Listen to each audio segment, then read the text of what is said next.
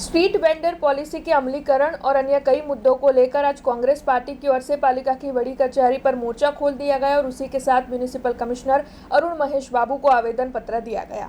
आने वाले दिनों में दीपावली का बड़ा पर्व आ रहा है, उसके बावजूद भी वडोदरा महानगर पालिका की अतिक्रमण शाखा की ओर से जगह जगह से अतिक्रमण दूर करवाते हुए ठेले धारकों से उनका रोजगार छीना जा रहा है। तब उस मुद्दे को लेकर वडोदरा शहर कांग्रेस समिति आज पालिका की बड़ी कचहरी पर मोर्चा लेकर आक्रोश जताते हुए पहुंची थी।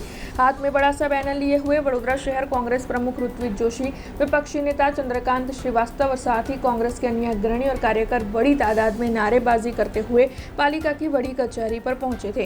दरअसल स्ट्रीट वेंडर पॉलिसी को अमलीकरण में लाने की मांग इन सभी की ओर से साझा की जा रही थी। इसी के अलावा पीने के दूषित पानी के मुद्दे को भी उठाया गया था और साथ ही होर्डिंग फ्री स्मार्ट सिटी के नाम पर जो नीति चलाई जा रही है उसे बंद करने की मांग भी इस दौरान साझा की गई थी। अब आपको बता दें कि उपस्थित इन सभी की ओर से नारेबाजी करते हुए, सूत्रोच्चार करते हुए, जमकर आक्रोश जताते हुए म्युनिसिपल कमिश्नर अरुण महेश बाबू को आवेदन पत्र दिया गया था। तब इस मामले में म्युनिसिपल कमिश्नर अरुण महेश बाबू की प्रतिक्रिया भी सामने आई है।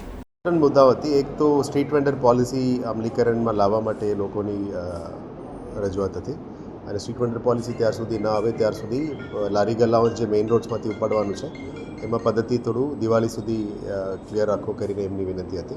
સેકન્ડ, અત્યારે જે પાણીનું સમસ્યા સાથે ડ્રેનેજનું ઇશ્યુઝ કંઈ છે કરીને એમની રજૂઆત છે, પણ અમે સાંભળી લઈશું, વાંચી લઈશ કે કયા જગ્યામાં ડ્રેનેજનું ઇશ્યુઝ છે। પણ મોટાભાગમાં સિટીમાં ડ્રેનેજનું કામગીરી બધું નવું કામ શરૂ થઈ ગઈ છે ચોમાસા પછી, એટલે આવનારા દિવસોમાં ફૂલ ફોર્સમાં ડ્રેનેજનું કામગીરી ચાલુ થશે। પણ અમુક વિસ્તારમાં કદાચ ડમી મારવાથી પાણી ઉભરાયું હશે, એ અમે સોર્ટ આઉટ કરીશું અને ડ્રેનેજ ડિપાર્ટમેન્ટ સાથે પણ ચર્ચા કરીશું।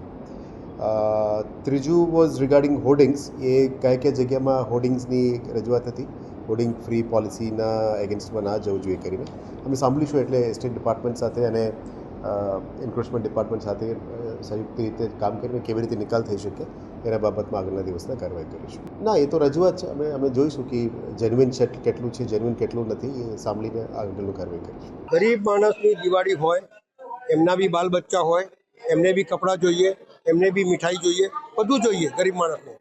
એક બાજુ પ્રધાનમંત્રી જોરશોરથી બૂમો પાડે છે, અમે ગરીબોને લોન આપીએ છીએ, આવી લોન કે 10,000ની લોન આપો ને 4 વખત લારી ઉઠાવો એટલે 2500 દંડમાં 10,000 પૂરા થઈ જાય। તમે 500 રૂપિયા 1000 રૂપિયા લો છો દર મહિને, તો પછી લારી શાની ઉઠાવશો? સુપ્રીમ કોર્ટનો સીધો નિર્દેશ છે કે સ્ટેટ હોલ્ડર પોલિસી જ્યાં સુધી ડિક્લેર નહીં કરો ત્યાં સુધી કોઈની લારી ઉઠાવવાની નહીં। પણ આ સરકાર એવી છે કે ગરીબો ઉપર જ દમન કરે। અમીરોની આટલી એન્ક્રોચમેન્ટ કરેલા છે, જગાઓ દબાઈ દીધી છે, લાખો સ્ક્વેર ફીટ જગા કહી દે છે, ત્યાં એમની દાદાગીરી નથી ચાલતી, ગરીબો ઉપર દાદાગીરી ચાલે છે। એટલે મારું કહેવાનો ભાવાર્થ એટલો જ હતો કે દિવાળી હોય કે ગમે તે હોય, પણ એમની લારી ઉઠાવશો કેમ? 500-1000 રૂપિયા લેતા હોય તો બે બાજુ ચોરી કરો છો, એક બાજુ પોલીસ ખાતું હેરાન કરે, એક બાજુ કોર્પોરેશન હેરાન કરે, એક બાજુ રૂપિયા લઈ લો અને એક બાજુની લારી ના છોડો। આ કઈ જાતનો ધંધો છે? ગરીબોની વાત કરવાનો તમને હક નથી, કારણ કે ગરીબોને જ હેરાન કરો છો, બીજા કોઈને હેરાન કરતા નથી।